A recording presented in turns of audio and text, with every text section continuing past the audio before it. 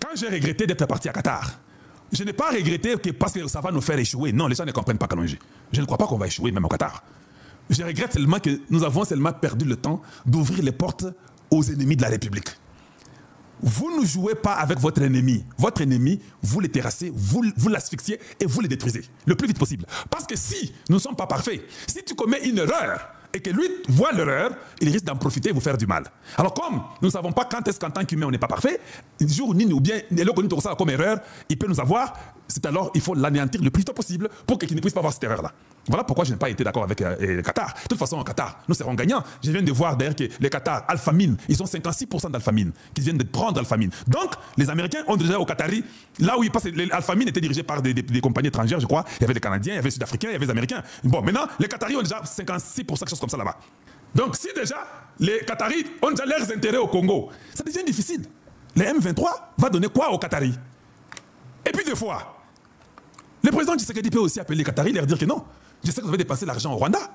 Ne vous en faites pas. Nous avons des mines, vous viendrez chez nous. Ces gens-là sont des aventuriers. Ils n'ont rien, toutes les mines. L'or, tout ce que vous savez, c'est nous qui avons ça. L'or n'est pas seulement là où on vous donne l'or. Nous avons l'or partout, même dans les Katanga, il y a l'or. Soyez calme. Vous allez venir au Congo, vous allez travailler. C'est aussi une diplomatie. Le président Tshisekedi a les numéros de l'ambassadrice du Congo au Qatar. Il peut l'appeler, dire qu'il prend les rendez-vous, dit à l'émir de Qatar que le Congo et le président congolais fait cause avec lui. Hé, papa, viens investir, nous avons des mines qui sont disponibles. Viens investir au Congo. On ne peut pas vous fermer la porte. De toute façon, on a un projet, on a besoin de beaucoup d'avions là. On a aussi besoin de vous. C'est question d'intérêt. Si le Qatar se rend compte que, oh, ce que j'aurai au Congo, c'est 50 000 fois plus que ce que j'ai au Rwanda. À la minute avant le soir, le Qatar commence à mentir. Il dit aux Rwandais, les Américains sont très mauvais, je ne les aime pas. Je ne peux plus vous aider. Ils m'ont bloqué. Il y a ça et côté Naïmoussous. Et c'est ça la politique.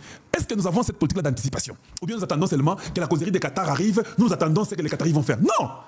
Il faut aller causer avec eux. N'attendons pas que nous ayons un résultat avec tous ces rebelles-là. Non!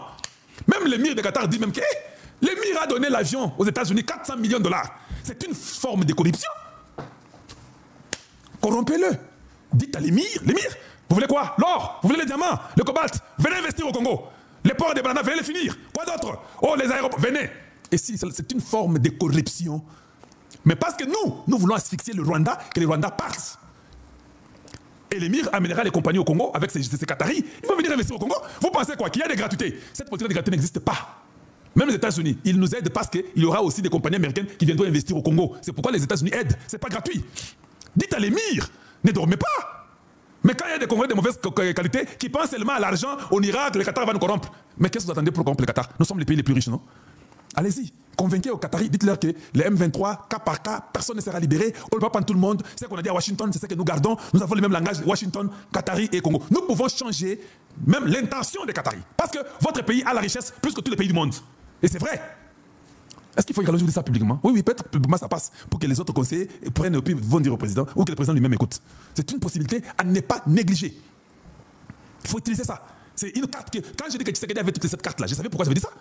Oui, qu'il les fasse. Voilà. Ça, c'est déjà pour les Qataris. Maintenant, on se comprend bien. Il n'y a pas l'échec aussi là-bas, ça va. Je vais répondre un peu à notre frère Thomas. Thomas qui? C'est Thomas Louaka, je crois. Mais Thomas Louaka, c'est Thomas Louaka, non? J'ai oublié l'autre nom, Thomas, qui a répondu à Kaikwamba. Mais la résolution 2773, c'est depuis le 21 mai 2025 qu'elle n'est pas en vigueur. Qui a été votée à l'unanimité. Posez-vous d'abord la question avant de dire à Kaikwamba, pourquoi tu enterres la résolution 2773 pour aller aux États-Unis? Moi, je te répondrai à la place de Kaikwamba, parce que le cerveau fonctionne. Je vais vous répondre pourquoi on n'est pas aux États-Unis. Parce qu'on a voté à l'unanimité. Mais il n'y a pas eu d'action. Vous ne me posez pas la question? C'est par là que vous devez commencer à dire que, comment l'unanimité, tous les 5 pays votent pour la résolution 2773, mais cette résolution n'est pas faite. Vous ne savez pas pourquoi? Je vais vous dire pourquoi. Parce que la France ne veut pas qu'on l'exécute. La résolution 2773.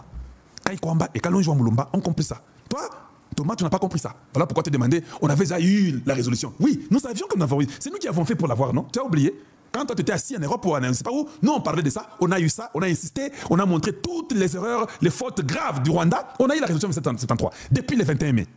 Le 21 juin, et l'autre côté, et moi, il y a aussi au résolution, il y a les Nations Unies à l'unanimité sur les 5 membres permanents de sécurité, ils décident. Ça fait 1 mois, il n'y a pas d'exécution. Tu ne pensais pas. Ou bien, Olingato forcé Nabongo. Mais c'est ce qu'on a fait pendant 30 ans, non? C'est dire que le Rwanda, reconnaître qu'il est au Congo, mais n'est jamais sanctionné. Maintenant, comment vous devez réfléchir, M. Thomas Louaka, mon frère que j'aime bien, que j'apprécie, qui parle sur l'histoire du Congo, c'est bien. C'est une passion que vous avez, j'apprécie ça. On a signé depuis le 21 mai. Ça fait 1 mois, presque 1 mois et demi.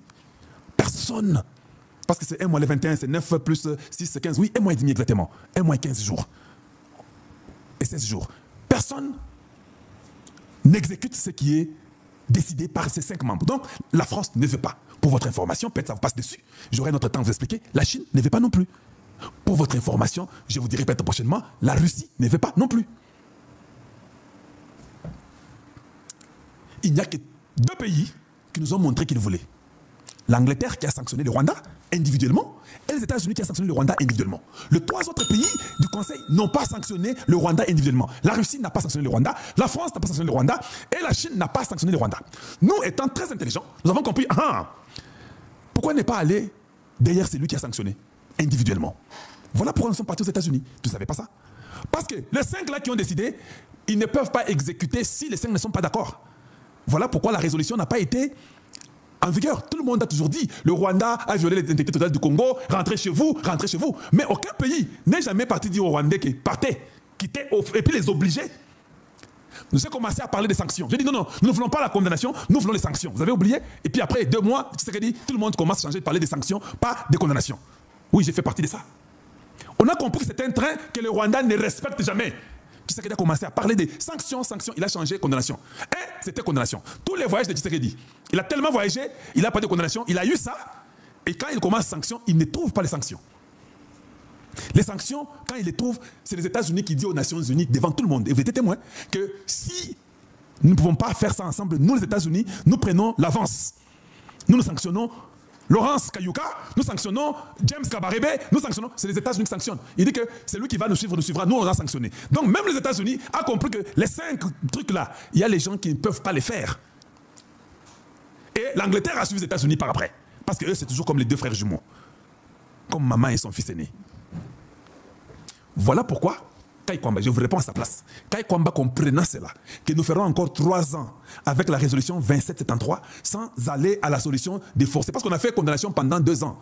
N'oubliez pas que Tshisekedi a parlé tellement beaucoup que la condamnation a fait presque 3 ans d'ailleurs. On ne faisait que condamner, mais personne ne force le Rwanda à sortir.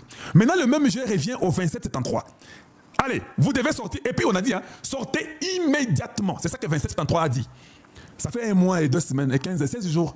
C'est ça immédiatement pour vous. Donc nous avons aussi compris que ça fera encore 2 ans, 4 ans, jusqu'à ce que même les choses ne vont pas marcher, et une résolution qui a été prise mais qui n'a pas été exécutée. Voilà la raison pour laquelle nous avons vu, les États-Unis nous ont écoutés, l'Angleterre a suivi le pas. David Blamer est même parti partout, même au Rwanda, en Afrique du Sud, partout. Nous avons compris, il est même parti à Kinshasa.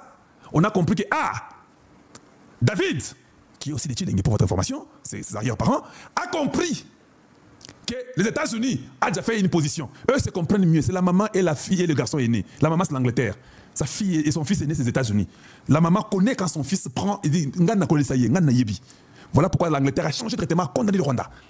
Donc sur 5, il n'y a eu que 2. Ça sera difficile.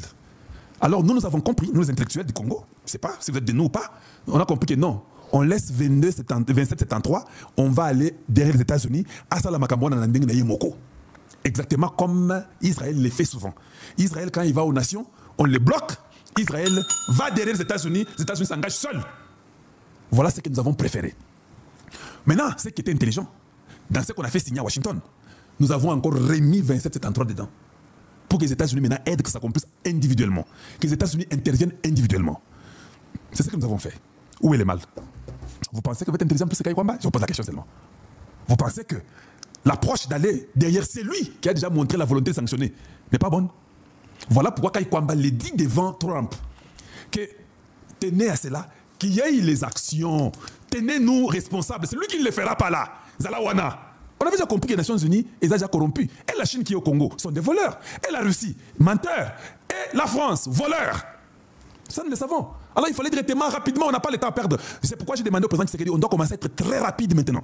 Ce n'est plus le temps maintenant de réfléchir 3 mois, 6 mois. C'est le temps de la rapidité. J'ai parlé des 6 ministres que je pense être des meilleurs ministres qu'il faut remettre, anciens tout comme nouveaux. J'ai parlé de Jean-Pierre Bemba. J'ai parlé de Jean-Pierre Liao. J'ai parlé de Kaikwamba Wagner 13. J'ai parlé de Mwadi Anvita Guy Kabombo. J'ai parlé de Jacquemaine Chabani. J'ai parlé de Gisèle Ndaya, qui était genre famille et enfant qui a fait que nous puissions découvrir Kaikwamba. Parce que sans Gisèle Ndaya, qui avait commencé sur la masculinité positive, nous n'aurions jamais Kaikwamba.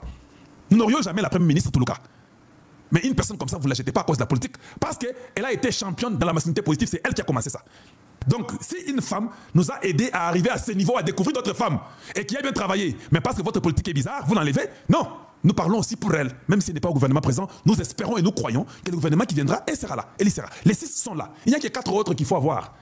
Hey, Tentessou, les 4 là, pour les avoir là. Parce que les gouvernements, c'est de 10 personnes. Tshisekedi doit montrer des signaux très forts, même aux Américains, qu'on n'a pas besoin d'avoir 50 ministres, 40 ministres. Tshisekedi n'a plus la raison de nous avoir 50, 40, 30 ministres. Et ça, c'est sous-sauté. Il a l'homme sérieux derrière lui. Pourquoi on aura besoin des 50? Les 50 qu'on avait, c'était les chantages. Dans un village tel, moi je suis de tel parti politique, moi notre regroupement. C'est pourquoi il y en avait comme ça. Maintenant, il n'y en a pas. Mais quelqu'un peut venir dire tout ce qu'il veut. Mais on a besoin qu'il y ait des 10. J'ai un candidat à moi. Et j'ai parlé des 10 qui sont là, qui ont déjà montré. J'ai un candidat. Oui, je crois qu'il est dans la bonne voie. Mon candidat à moi, que j'aimerais qu'il soit ministre, Eliezer Tambou.